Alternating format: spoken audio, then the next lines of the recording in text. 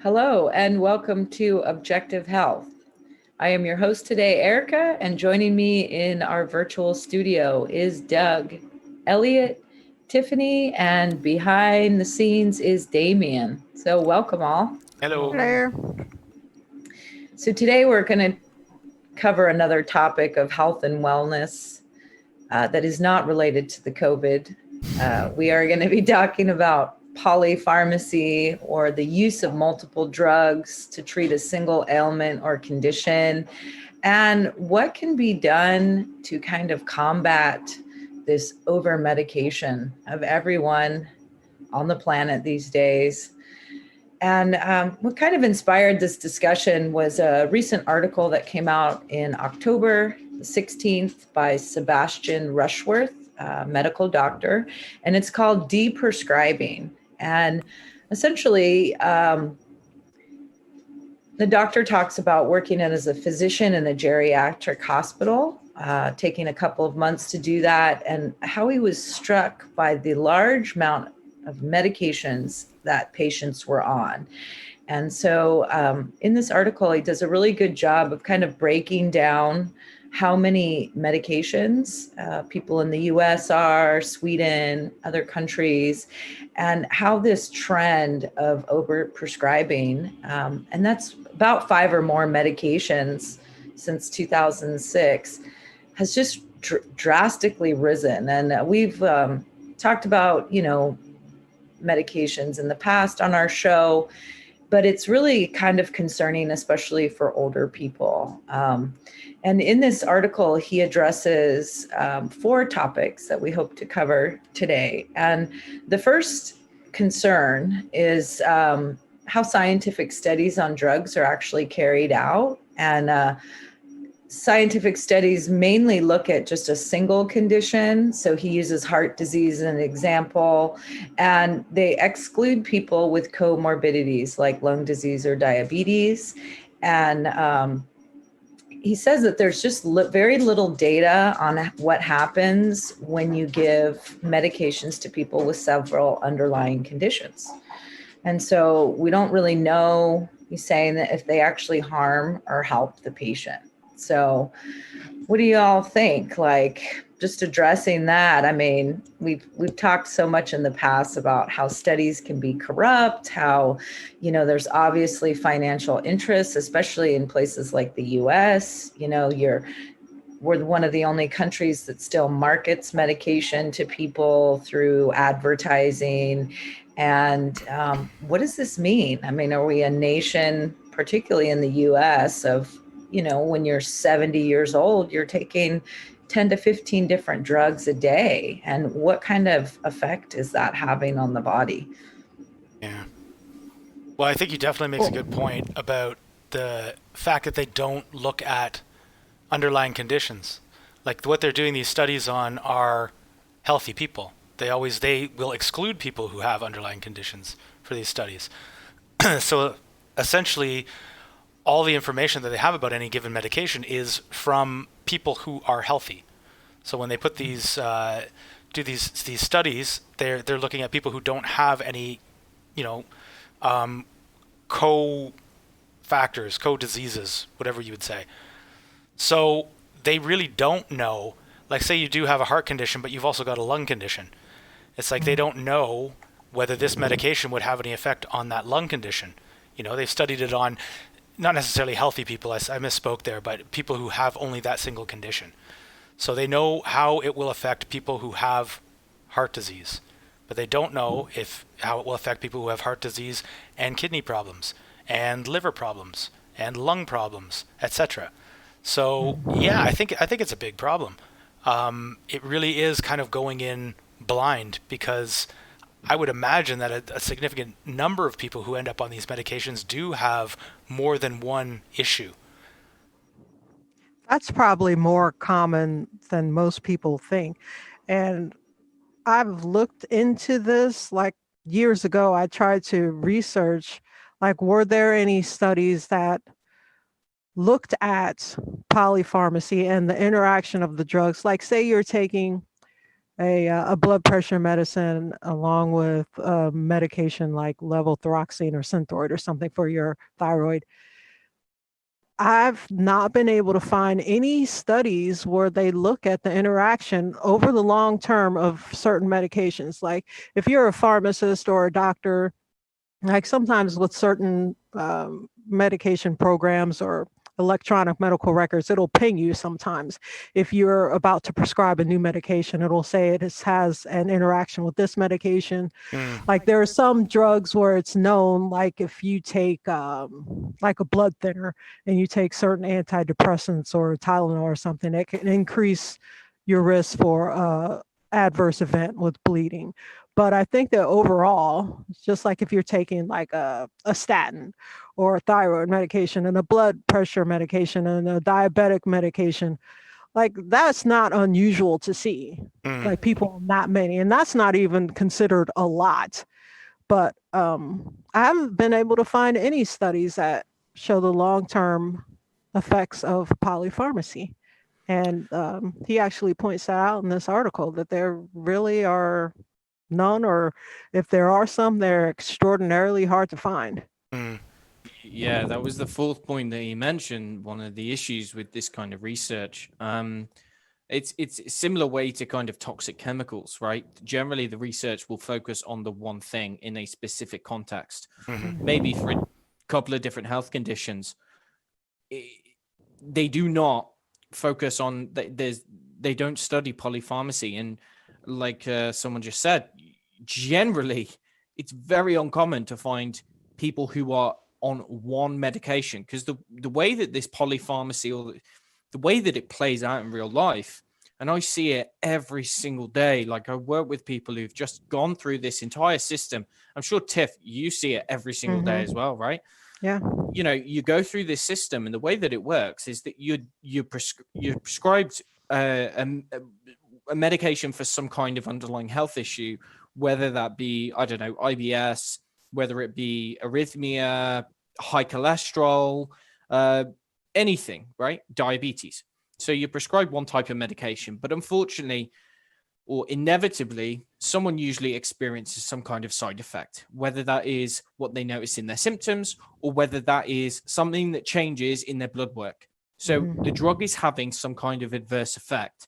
It might be affecting their electrolytes. It might be playing around with their heartbeat, their heart rate, their blood pressure, whatever it is. And so what you end up seeing is that someone is kept on that original medication, but they're given another medication to counteract the side effects of the original medication. So for instance, here's an example. If someone's given a medication and the side effect is high blood pressure, they will then be given another medication which is designed to lower the blood pressure. And then if they develop diarrhea or constipation or some other kind of side effect from that second medication, they're then prescribed a third, a fourth, a fifth medication.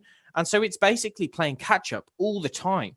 And so these people are continually put on more medications simply to deal with the side effects of the other medications. And for some of these people, they only have one original health condition, like one health concern to start off with. And then as they continually go through the, kind of many years of taking multiple medications, they then progress or develop other health conditions, which are no doubt in many cases a side effect of the medications that they've been put on to deal with the side effects. And one of the crazier parts of this is that frequently when they do develop side effects, whether they recognize this as a side effect of the medication that they're taking or not, because sometimes not all effects happen and not all side effects are listed for every drug. But if you develop an effect, whether you call it a side effect or not, sometimes that's just deemed by the doctor as the natural progression of your disease, not necessarily a side effect of the medication that you're taking to treat this disease. Say like you have some kind of, if you have high blood pressure and you just start off taking like one blood pressure medication, and you start developing like some kind of heart arrhythmia, they'll say, oh, it's just because, your blood pressure wasn't well controlled with this particular medication, or you weren't compliant enough with this medication, didn't take it as directed. So now it's gone on to affect your heart. And really, it's just the medication side effect. I think they call that a prescribing cascade. Yeah. It's like you start with one drug, and then you have 2 drugs, and it's 3 drugs, it's 4 drugs, like just to all mitigate the effects of the other drugs. Yeah, there's one other really common thing that I see quite frequently is originally being put on a statin, developing myalgia, depression. So then you put on some kind of pharmaceutical kind of prescription pain medication because you've got muscle pains. Then your heart starts failing, whatever.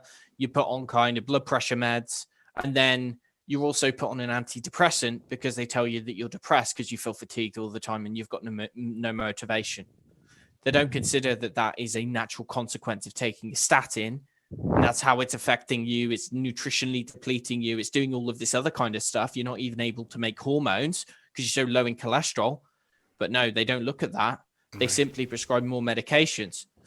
So yeah, whether it's acknowledged as a side effect or not, or whether they deem it as a natural progression or kind of an organic condition, either way, it's very easy once you do enter that medical system with some kind of diagnosis and presenting symptoms to then go on to develop or to be prescribed 7, 8, 9, 10, even 15 medications sometimes, right? Yeah. That seems criminal. It really does. I mean, he talks about the third problem here, especially in elderly patients, is that they see lots of different doctors, and a new doctor usually doesn't want to stop the medication that a previous doctor has started. And, as you were saying, Elliot, like some of these medications these elderly patients have been taking for 10 or more years, and they don't even really know why. Yeah, it's crazy too because it's I know in some cases when there's a psychiatrist involved, often the psychiatrist will have them on drugs of some kind of psychotropic medications for depression or whatever, sometimes several, and then the family doctor doesn't want to interfere with what the psychiatrist is doing, so they don't question anything like that. They just throw more drugs on to maybe combat the side effects of those, or for an unrelated condition or somewhat related condition. So when you have multiple doctors on the scene, that's another issue because they, again, like you said, Erica, they don't want to interfere with what the other person is doing, and they don't question it. Yeah, I think that's one of the downfalls of modern day medicine, that there are so many different specialists, and many doctors are not trained to treat the body as a whole. There's all these parts that they treat. So someone sees a pulmonologist and a cardiologist and a psychiatrist and an internal medicine doctor, and they're all doing different things. They're all looking at this one little part, and nobody looks at the person as a whole person. And then you come up with, things like problems with polypharmacy. Yeah. Well, one other point he made that I thought was a really good point. It was his point number 2. We're kind of jumping all over the place, but so be it. You'll get all 4. Is that studies on medications are generally done on patients with functioning kidneys and a functioning liver. The kidneys and liver are the organs that metabolize and excrete the drugs from the body. So essentially, they don't know anything about these drugs in patients who don't have those functioning organs, that aren't able to detoxify the person properly. And so what that means is that essentially the drugs aren't being detoxified as quickly as they would in a person with properly functioning detoxification organs. So the drug is going to stick around for longer. And that, there should be some kind of study on that to figure out, well, how do you adjust the dose in that situation? Or should the patient be on this drug at all in that kind of situation? So I thought that was another thing that's big problem. Yeah. And this is somewhat related to there's this idea of pharmacogenomics, right? So essentially there's what a lot of researchers are looking at now, or what they're suggesting, is this idea of kind of individualized medicine. And what that fundamentally means in our modern day and age is to be looking at each individual and how they individually metabolize that medication before even putting them on the medication, right? So we've spoken in the past about all of the iatrogenic deaths, giving medications which cause adverse reactions, which cause allergic reactions, which cause sudden death, all of this kind of stuff. Well, a lot of this can be somewhat bypassed. I say somewhat bypassed. I don't think all of it can be bypassed because some of these drugs are just downright toxic. But ultimately, in the context of what you're talking about, Doug, not only does liver function and kidney function, that's important with relation to liver failure or kidney failure or some other, under-functioning detoxification organs, but you also have genetic variability here as well. So each different person has their own, you've probably, if you've ever done genetic testing or you've ever read any kind of, article, for instance, about whether you are an individual who metabolizes coffee fast or slow, right? So if you do your genetic testing, then usually you run it through some kind of report and it will tell you whether you're likely able to drink coffee and sleep well, or if you're someone who needs to limit your coffee consumption to early in the morning because it will keep you awake at night, right? Well, that has to do with, again, what we're talking about, the ability of the liver to take the drug, which is caffeine, and break it down. So each different person, we all have liver enzymes. We have these enzymes which basically transform different chemicals. So it's called biotransformation. It's a phase of the liver detoxification that's also found in the kidneys. It's basically how we take xenobiotics, so things which don't exist in the human body, different chemicals of different kinds. This includes pharmaceutical medications, includes certain food compounds, caffeine, these kinds of things. And what we need to do is we need to transform them, make them safer, and carry them out of the body, right? So different people have different abilities to metabolize different chemicals at different rates. So some people can metabolize some things really quickly, other people metabolize other things really slowly. And this applies to drugs. So there's certain people who certain drugs just do not work very effective for, because the rate at which their liver clears it is so fast that the drug doesn't have the ability to kind of remain in circulation for very long, if that makes sense. And so what these researchers are basically saying is that, look, we need to be screening people based on their genetic predisposition for this particular enzyme. So an example is CYP1B1, right? And if they have this variation or mutation on that enzyme, then that means that they are not going to be suitable for this drug. That means that this person might need a much lower dose, or alternatively, this person needs a much higher dose, right? So it's like, again, long story short, what I'm trying to say is that there's so many issues with this research, because you can look at a paper on 20 participants who are in good health and see that a drug does not cause any adverse reactions. But oftentimes it doesn't look at their genetics, doesn't look at their machinery. It doesn't tell you anything about each different person and why that drug works or why it doesn't work.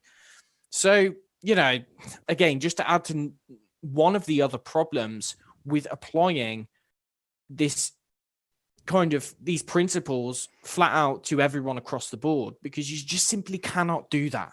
And it seems as though it's one of the problems. Yeah, that seems like a pretty tall order, especially for a lot of doctors who spend 5 or 10 minutes with their patients, or can't even be bothered to do a culture before prescribing an antibiotic for somebody. Like they're going to do genetic testing on all of their patients before they start them on a medication. That's just goes against the whole, I guess, the whole environment of allopathic medicine. Like, unless you are really taking your health into your own hands and directing your own health care, where you decide that you want to genetically test yourself before starting a medication, I don't think is ever going to happen on a wide, on a large scale. It's just too much work for the doctors to do. Well, it also speaks to the fact that so many people now are turning away from that allopathic medicine and moving towards functional medicine, or contacting you, Elliot, or doing other things because I think people are starting to literally feel it. You know, when you're taking 8 to 10 medications a day and you have no energy, I mean, I think people are desperate for options, other options, and they're not being given readily, at least not by the Medical Association. Yeah. Well, one thing, this article was very interesting, the deprescribing one.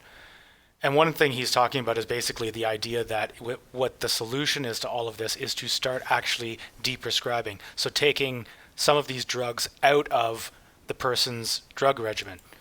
And he talks about, how there's a process involved, obviously. He said, take take a look at what they're taking and look at the 5 drugs that they really need, that for sure they really need, and then try eliminating everything else. And I was sitting there as I was reading that, and I was kind of like, well, it's probably a very complicated thing. Like, somebody really has to look at the patient's history, why something was prescribed, whether or not it's doing what it's supposed to do, whether the side effects that they're suffering from are from, like, what drug that's actually from. And I was like, it would be actually really cool if there were doctors who specialized in deprescribing.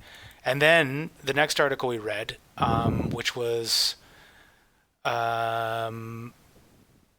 well, shoot, I don't remember which article it was. Anyway, they actually talked about how there is a branch of the Veteran Affairs Office that is actually a deprescribing section where they actually do that. They look at the patient and what they're taking, and they actually make recommendations on what drugs can be stopped, what ones they don't actually need, what ones could be replaced. If there's a drug that does maybe more than one thing, maybe you could take that instead. And they kind of, look at the whole patient's history, if it's available, and kind of see where were these prescribed? What was it for? Why did this happen? And actually, like, intelligently, somebody like actually thinking to look at the whole picture, as a change. Like, let's actually take a look at the big picture here, and what is this person doing? What do they need to do? And what can be eliminated? So I thought that that's going to be a future career for, like, a career stream for people, I would think. I'll be honest, like, that is generally what the functional medicine or naturopathic doctors do. I'm not surprised. But it's still considered, it's considered fringe, right? If you're talking about in the context of conventional medicine, if you look at the ratio of, like, if you get a good functional doctor, like, they will be taking away all unnecessary medications, and many of them will actually get rid of all medications and replace it with nutritional supplements. That's what a lot of the really good doctors, mostly in the US, unfortunately, some in the UK, some elsewhere in the world, but that's what the good doctors will do, because they understand this, and they're actually many of the people who educate others on this, right? But if you look at the ratio of, or you look at the numbers in terms of how many there are in the naturopathic functional world compared to conventional medicine, I mean, it's like, it's minuscule. It's like probably less than 1%.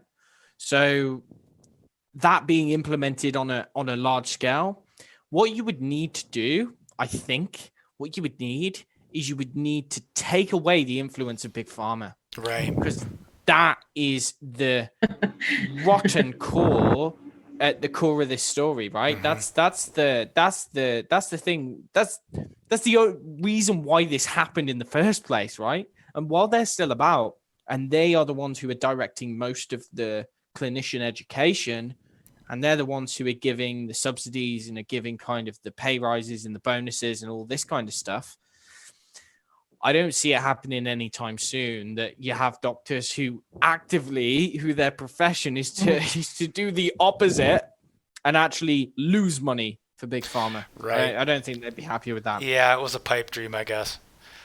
Incidentally, that article I was trying to remember and couldn't remember is called "Do You Really Need All Those Medications?" And it was on yalemedicine.org, if anybody wants to look that up. So. Well, another thing, too, that he mentions in the article, in addition to what you folks are saying, is that getting an individual patient to actually get educated about their medications, which, pushing up against this behemoth of financial interests, like really getting people to be interested in the knowledge behind it. And, you know, I went through this with my grandmother who was on 10 plus medications, and we got them out all on the counter. And I said, well, let's just go through each one and kind of just look it up and see why it's on there. And, you know, she's like, well, I just take it because they tell me to. And I'm like, well, let's just, you know, have a little discussion about it. So he said, that's a great way for people to kind of take back the power, the control that they have over their own body, is asking your doctor, why am I on this medication? Like, you know, some of these illnesses that people have, like, I always think of like restless leg syndrome. Like, what is it? I mean, what we're going to put you on a psych med because you got a shaky leg or whatever. You know what I mean? Like, I know. I mean, you have to have a sense of humor about it. But just doing this with my grandmother actually gave her some confidence that she's in control and she can ask the questions. You know what I mean? She's remembering to take all those medications every day. So she can have control over the situation. Like, why am I on this? And, you know, I've been on this for 10 years and maybe it's not cut it out. And, you know, so I think that's a helpful tool for people, because a lot of times you feel like he's in a white coat, he's got complete control, I don't know what I'm doing, but you can at least do some cursory looking into it and, you know, involve your family members to help you out. Yeah. It's interesting what you were saying, Elliot, about how to take big pharma out of the equation. I don't know how it works in the U.S. with the Veteran Affairs people, but are those guys, like, are they influenced by big pharma? Yeah. They are, eh? I mean, Okay. they all got the same medical education as any non-VA doctor did, so that's one of the greatest influences. But do they, like, I wonder if they influence the, yeah, no, I hear what you're saying for sure, but I wonder if they influence the body as a whole. Oh yeah, I'm not sure about that one. Yeah. Because maybe that's how they get away with it. if they actually Yeah. if they actually aren't influenced. They must be influenced in some way, though. Well, I think that with a lot of doctors, pretty much all they have is their prescription pad. Like if they're following like what they learned in school, like mainstream journals and articles that come out that are talking about the newest developments in this or that treatment, and then they have the best practices that they have to follow. They don't have very much autonomy in what they can do, unless they're really making a concerted effort in order to really, really learn about health. I think that they're kind of just stuck. Yeah. Yeah, and I think the education is a big part of it too. That's what they've learned to do, treat the body like it's a car. Oh, that part's not working. Throw in this drug. That'll make it work better. Yeah, but it's really no big thing to see people on 10 plus medications. I mean, that's becoming more and more common. And it always seems like, at least in my personal experience, the people who take the most drugs are the sickest. Now, people would argue because I'm so sick, that's why I need to take all these medications. But you could also argue in the opposite direction as well. You are that sick because you take so many medications. Yeah. But the older people that I've worked with, come across, the fewer medications they are on, the better. That doesn't surprise me. Yeah. And it's about a re-educating, like just having people think differently. I think it's important to see it for what it is and try and be of assistance, like why we do this show, you know what I mean? Because for years now, we've been trying to just shine light on those dark areas, especially in Western medicine, where you don't have to give over 100% control. You can press, ask questions for sure. Definitely. And don't look to your regulatory agencies in the US to hold pharma accountable. Well, the FDA, well, as we've said for years, they're not looking out for your best interest either. So, especially with the revolving door between the FDA and big pharma companies Big ag. and the government. Yeah, they're Yeah. all in Yeah. bed with each other. So, I mean, if you really want to change things, start with yourself. Take control of your own health. Move out to your family members and friends, and you might not be able to change the world, but you can change your immediate environment and the people within that environment if they so choose. exactly. Yeah. So do we have anything else on deprescribing? Is there any other important things that we did not add? Well, there was that chart, and I forget which article it was in, but all the hundreds of thousands of dollars that Big Pharma has pumped into Congress people, Oh, you know, yeah. just the huge, huge influence of the Big Pharma lobby on government. So if you do like kind of want to step out of the box, if you're a practitioner of any sort, it's kind of stacked against you because Big Pharma is like this gigantic hydra. Like I don't know what it's going to take for these people to go down. They certainly need to go down, but they're so rich and so powerful. I guess, like I said, the only thing you can do is just take care of yourself and don't give them your attention. Don't give them your money or your energy. Yeah. I mean, that's how they go down, right? If enough people do Yeah, that, yeah. that's exactly it.